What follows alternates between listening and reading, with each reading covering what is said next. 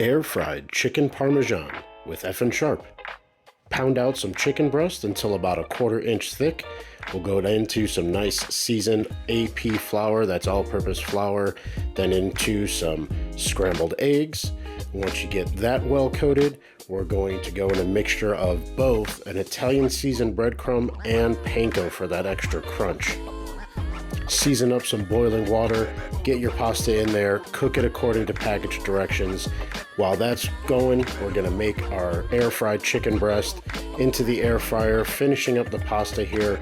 You wanna use a little bit of that pasta water into your favorite marinara sauce. Go ahead and toss so everything is nice and combined there.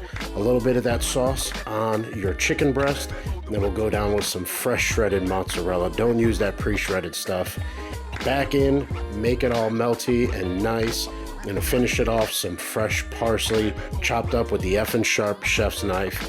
Finish that dish with a little garnish of the fresh parsley, some fresh grated Parmesan cheese. You're ready to enjoy. Visit fnsharp.com.